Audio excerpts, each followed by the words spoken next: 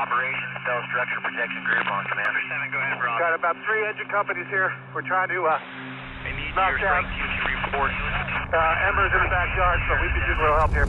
Sizzling temperatures and dry conditions have fueled the 416 fire. The county manager has declared a state of local disaster. More than 2,100 homes are evacuated and more than 20,000 acres have burned just north of Durango. I copy that traffic.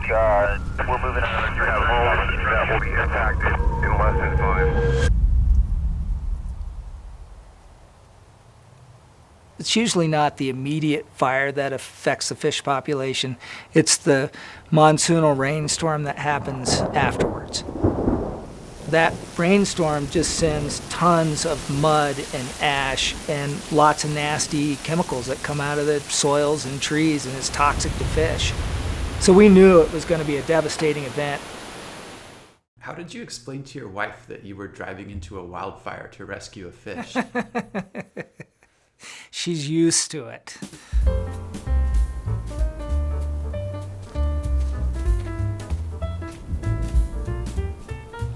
I do have one fish joke.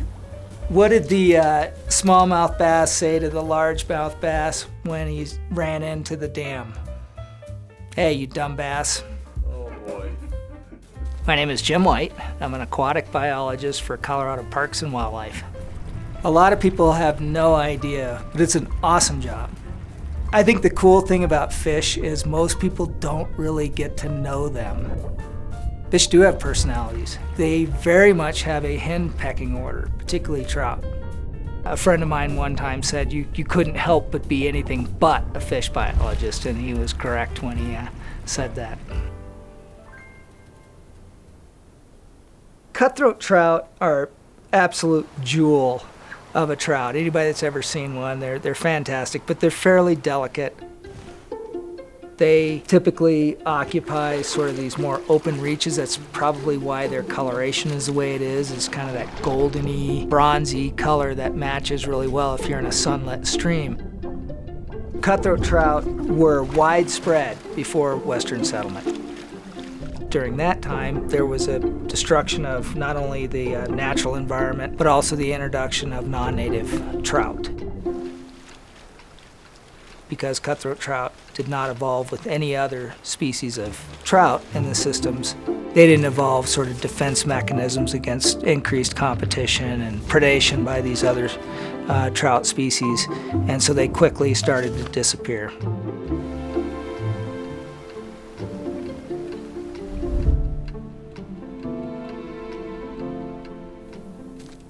Just in the state of Colorado, we've learned a lot. And the last 12 years have been very informative about the distribution of cutthroat trout. Way down in the southwest part of Colorado where we are now, there's a variation that we were calling the San Juan Cutthroat trout that's unique genetically. And that San Juan Cutthroat trout was, as recently as just a few years ago, thought to be extinct. But in 2018, using genetics from cutthroat trout in the area, we were able to trace back populations that we knew about and confirm that San Juan cutthroat trout were indeed still around. It was awesome to realize that those native fish were still present, but it was also somewhat terrifying recognizing that most of these populations that I was aware of were extremely small and vulnerable to things like wildfire.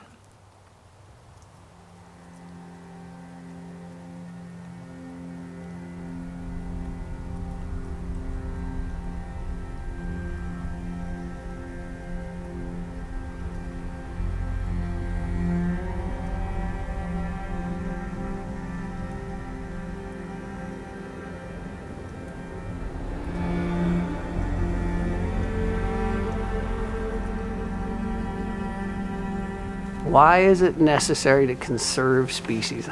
That's a great question. People might argue that, well, it's hair splitting. You know, we already had the Colorado cutthroat trout, and then we did genetic testing and we realized that, wow, there's actually some subspecies of this, some different strains. And the question becomes, is it important to preserve that? It's a never-ending chore to try and figure out how to manage land. Every piece of property you manage is unique. Banded Peak Ranch sits in the Navajo Basin, the upper Navajo Basin, and is essentially an entire watershed. It's 52,000 acres, and when you look at those 52,000 acres in a topography like this, I mean, that's a lot of land. It takes you a couple hours to drive around from one end to the other for sure. We typically get about 250 inches of snow a year. It gives us a pretty short window of time that we can do work, hauling livestock, hauling equipment, hauling logs around, that sort of thing. So we got to run diesels just because they got the power to do it. Do you kind of develop like an emotional connection to your truck? I don't, absolutely not, no. I barely have an emotional connection to my family. My name is Tim Harmon. I'm the ranch manager at the Banded Peak Ranch. There's a lot of water that comes off of this particular ranch, which is a drinking water source for cities like Albuquerque and Santa Fe. Unfortunately, if we were to get a catastrophic wildfire in here, it does a lot of damage to the soil, causes a lot of post-fire erosion. The primary reason we're working in the forest is to thin those forests so that when a wildfire does come through, it doesn't burn so hot. You end up with these big, what we call slash piles. One of the best ways to get rid of those and put those nutrients back in the soil is actually to light them on fire.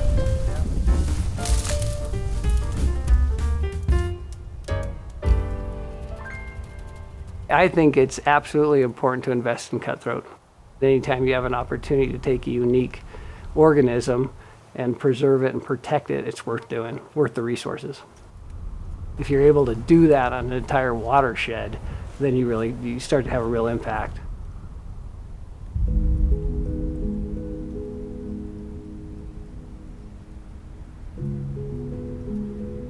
Population growth is a really major factor on wildlife throughout the Rocky Mountains.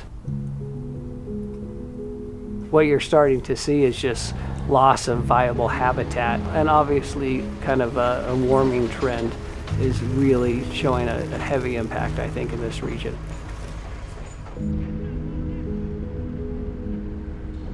When you start talking forest management or river restoration, those are very expensive endeavors. It's typically at a pretty steep cost to ownership to manage their property.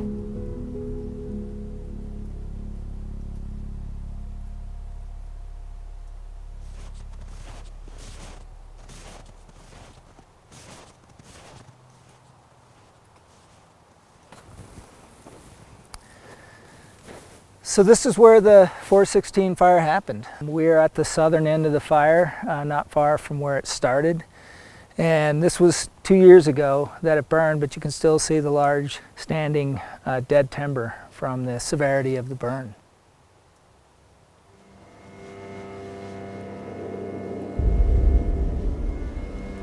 As the fire started really gaining momentum, we realized that 2 of our populations of San Juan Cutthroat trout were in this drainage. We had worked out a deal with the Forest Service to mount this rescue. We had just a few hours to remove the fish from the stream. We had, I think, 6 miles of four-wheeler access, 2.5 miles of hike. And we could see the fire growing in the sort of distance, and had to drive through the fire zone to get out of there. Once we got the fish back to the trailhead, we realized that we had a truck full of San Juan Cutthroat trout, but that was just the start of a new journey.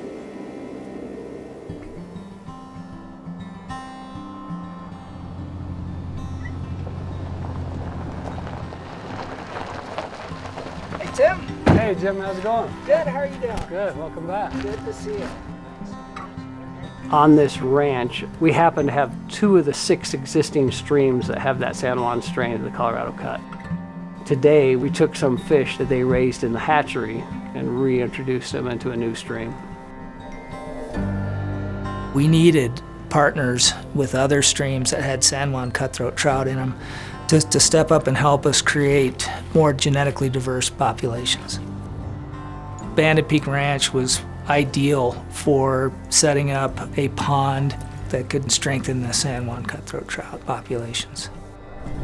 It's important to locate habitats that don't have non-native fish in them. They're pretty harmful to Colorado River cutthroat trout because they outcompete them, they prey on them, and they also hybridize.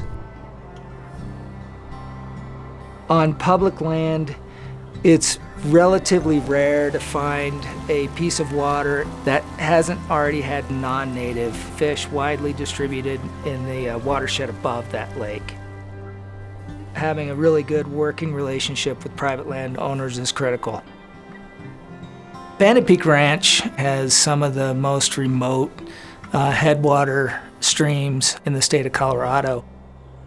The ranch has been incredibly conservation-minded and on board with everything we've ever proposed, so it's been a wonderful partnership.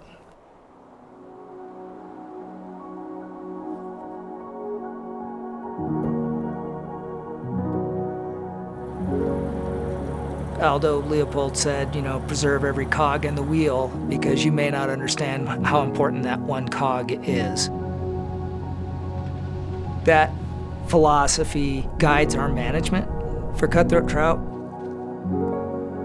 Personally, I think that there's value in all of these species that we have, and I think there's probably a lot going on within ecosystems that we don't understand. As we lose that diversity, there's going to be impacts to those ecosystems. Private land holdings are critical for conservation of not just fish, but wildlife as well. They're undisturbed by the general public. They provide this sort of refuge from anglers.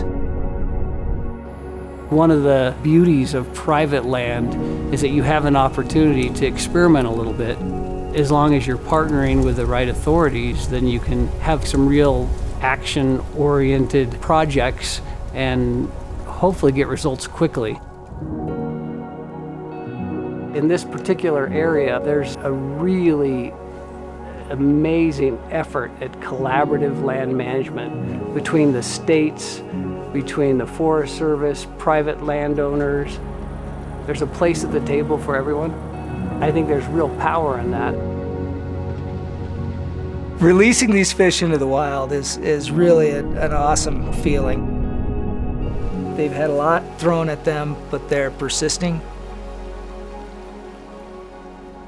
There are a lot of folks out there who really want to see native species flourish. That gives me hope about the future of cutthroat trout.